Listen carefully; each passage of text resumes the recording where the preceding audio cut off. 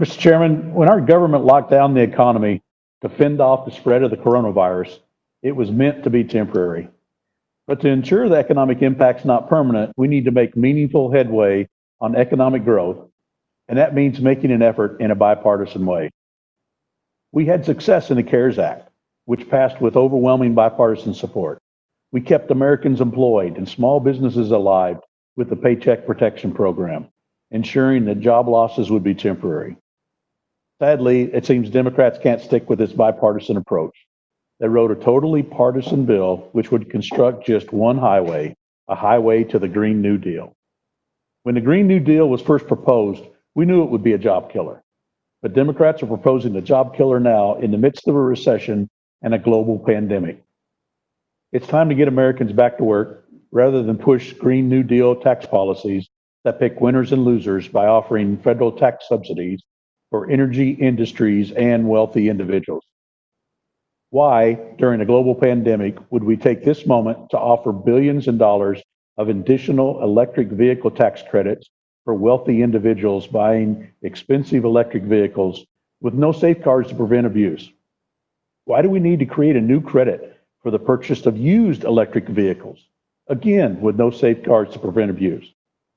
At a time when we're realizing the importance of unleashing medical innovation and strengthening our local businesses, Democrats in this bill are proposing extending and expanding special tax credits for energy companies that have come to depend on federal support rather than strengthening their own foothold among consumers. Why is it necessary for the federal government to provide cash refunds for special energy tax credits when taxpayers do not have enough tax liability to use the credits? Why should the federal government provide $5 billion in tax credits to colleges and universities to offer environmental justice programs? Wichita, Kansas is one of America's foremost producers of energy.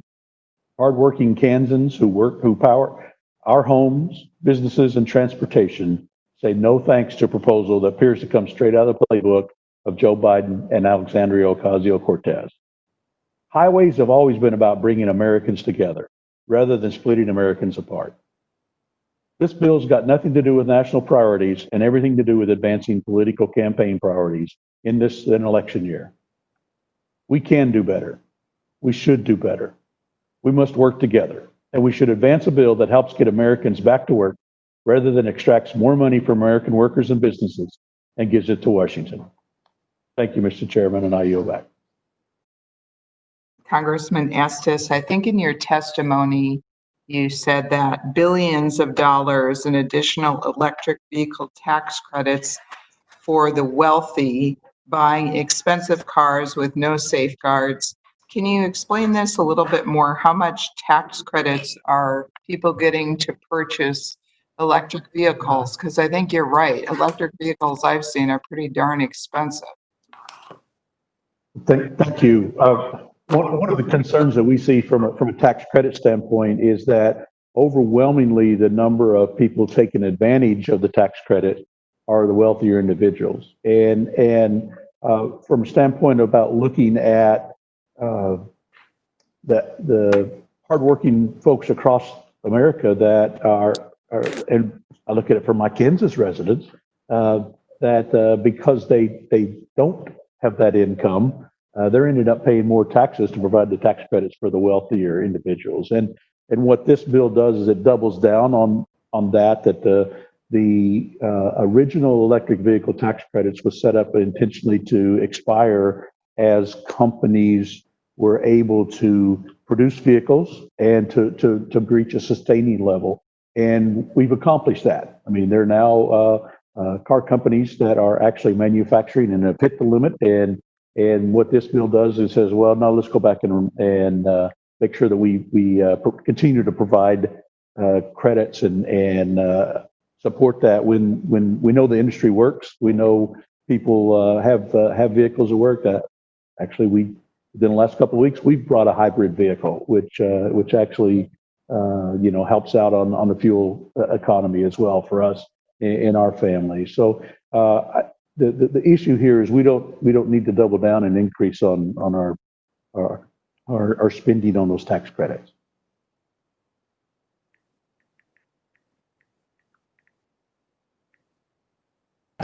I think you need to unmute, Mrs. Lesko. Thank you. I think it's a legitimate issue to bring up, Congressman Estes, because I know when I didn't have much money, I couldn't afford to buy a new car, much less an electric vehicle. I had to buy some old used vehicle that I had to get repaired often. So it does seem that people that are just struggling to get by, subsidizing people that can afford to buy more expensive electric vehicles is usually the opposite of what my Democrat colleagues would ask for. So that's interesting. But you also said, Congressman Estes, in your testimony, something to the effect of providing special tax credits, cash to, I think, specialized energy companies that don't even have the tax liability. Is this the case? Is that what you were trying to say? That if there's energy companies that maybe didn't even make any income at all, they're just going to be handed out a check. Is that correct? That's right. What the tax credits now that have been offered that are available for companies to take advantage of, but because of the income that they're bringing in, they don't have the actual tax liability to use that.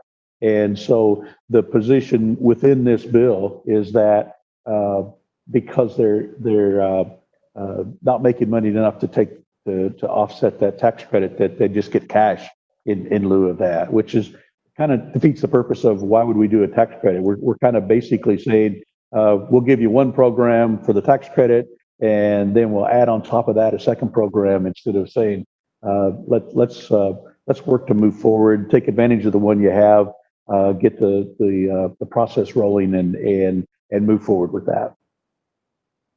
And Congressman Estes, wouldn't this be an instance, like let's say there's an energy company that doesn't have a good product, and thus they're not making money because they're not selling it. They would still get this cash from the federal government, which was subsidized by all of us. They would be able to utilize the cash for tax credit process and have cash payments for them.